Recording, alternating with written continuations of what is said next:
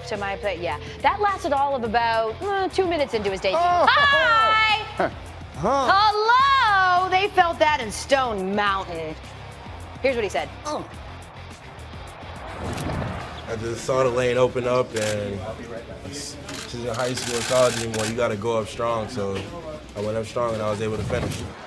Stop picking on the Hawks later on in the first. Another one. DJ Khaled, run it back. Bah!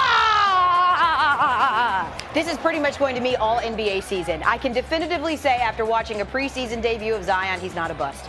And there it is.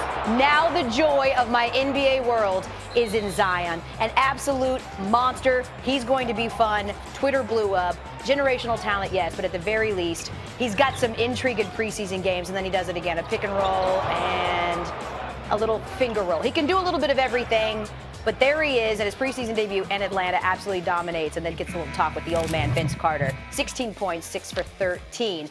Coming back, Jalen Rose in a little bit is going to be talking not only about Zion, but his preseason debut and the NBA in general as we inch closer and closer to opening day. Meantime, the only thing more fun than watching Zion dunk is watching Dan get questions wrong. Sneaky Hembo, which are the only two teams to win and lose a game by at least 20 points this season? All right, Cleveland Browns are one of them, and then I'm going to stay in the division and go the Baltimore Ravens. I love it. He stayed in the division, but it's the Steelers. You had the right division, but the wrong team.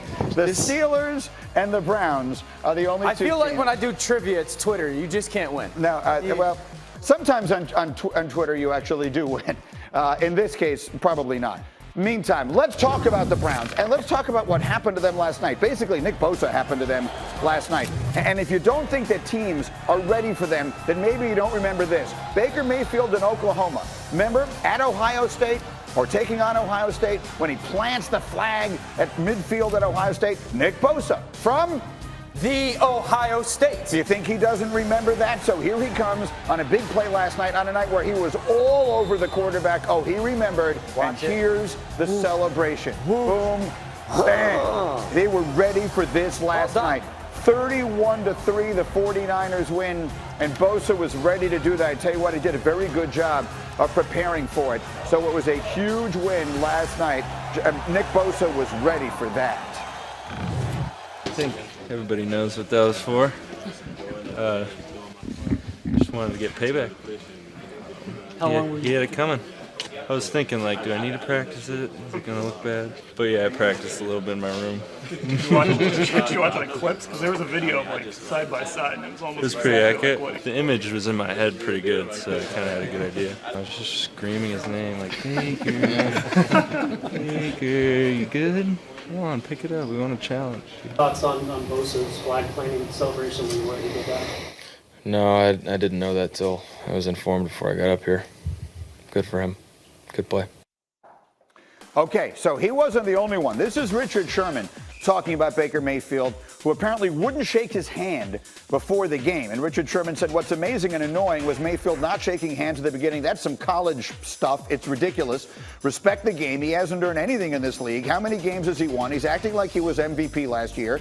If Mahomes did that, it would be one thing, but he would never do that because he has too much respect for the game. And when you see a guy who doesn't, you humble him every chance you get because eventually he will have respect for the league or he will be out of it. Holy smoke. So, guys, here's the question. The point I've made for a long time is I'm not saying you can't do it the way Baker does it, the brashness and everything else, and succeed. I'm just saying no one ever has before. At that position, that's not how you behave. So he's trying to do something that has never worked before. Swagoo, is it backfiring on him? Hell yeah, it's backfiring, and I told you it would. Listen, these dudes don't care about who Baker Mayfield is. When he was at Oklahoma, they would walk into a stadium, people would be terrified of the fact that him and Lincoln Riley was running up the scoreboard.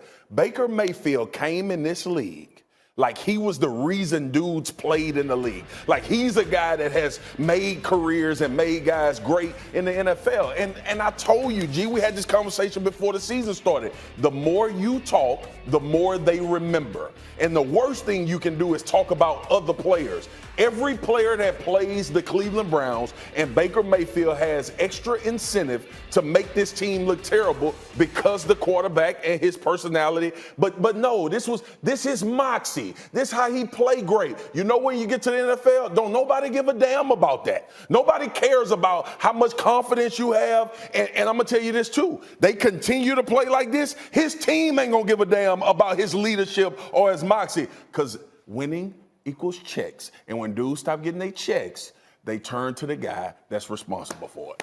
Follow that, Orlovsky. Well said. Listen. No, I mean, like, to Marcus's point, and first of all, Sherm's exactly correct. At quarterback in the NFL, when you're loud all the time, meaning you're always outspoken, there's never a time that you're quiet, the spotlight is always on. No matter whether you win or lose, the spotlight will always be on if you're loud. Look at like a Daniel Jones for comparison right now, who is a very quiet and reserved player. Hasn't been the dominant player that in the past 2 weeks, but no one's talking about it. But when you're loud at the quarterback spot, the spotlight will always be on. And we talked about this at the beginning of the season. Every player in the NFL wants a shot at the Cleveland Browns. No question. And listen, I appreciate Baker in his realness, but he asked for this.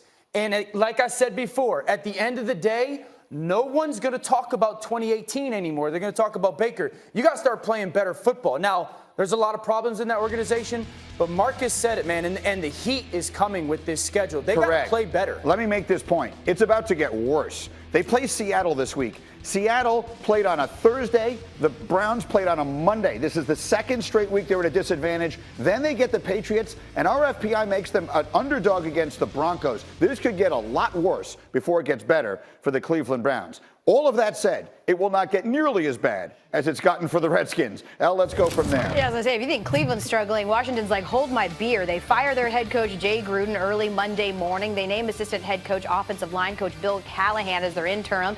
He doesn't have plans necessarily to start Dwayne Haskins. He doesn't have plans not to. I mean, listen, we all know there's dysfunction happening in our nation's capital, although you can't ask Team President Bruce Allen that.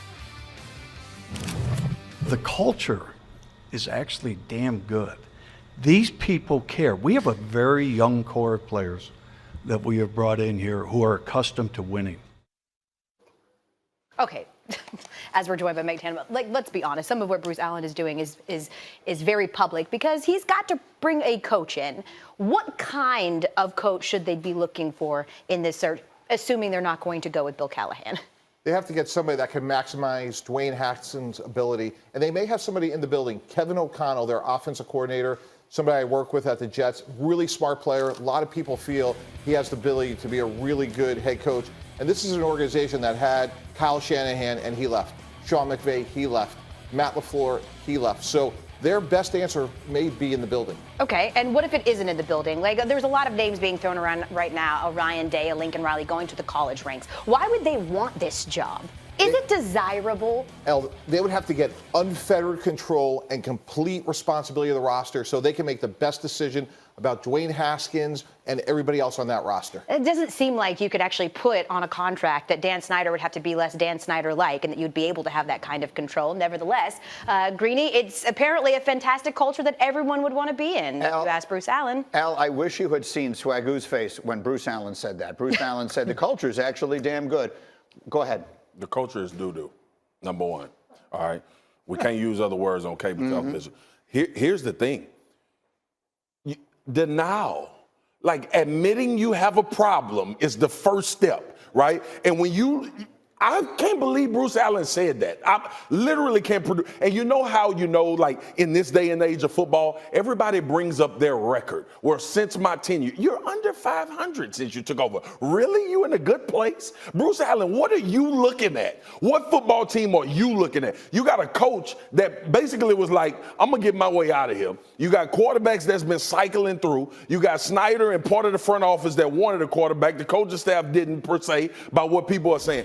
How in the hell do you get we're in a good place based on what we've been watching the Washington Redskins do? Yeah, I've been in this culture before. I started my NFL career in a culture like this where no one cares about what's happening. There's no accountability. There's no long-term goal. Don't sit here and tell me that the culture is good when, one, you have a coach who takes a very classless move and badmouths the rookie quarterback on the way out saying he can't learn.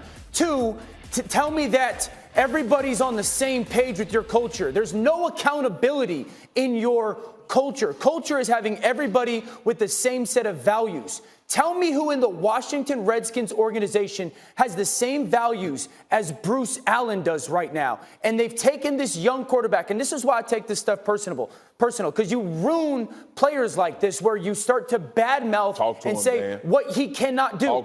Your job as a coach is to take a player from where he is to where he wants to be. Don't tell me he's not ready. That's your job. J-O-B. It's extremely well said. I spelt it. There's almost no way for me to follow that up. The reality it is that the culture of the Washington Redskins is not damn good. It's a disgrace. It is the laughingstock of the sport, and Bruce Allen and his boss are the reason why. That's the reality. Let's take a break. Coming up here on Get Up, much more to do. Dak Prescott says the Cowboys have, quote, sniffed ourselves. What did he mean by that? Swagoo says. We'll explain all. And early this morning, James Harden and Russell Westbrook reunited on the court, and Harden went off. Highlights from Japan on the way. It's Get Up on ESPN.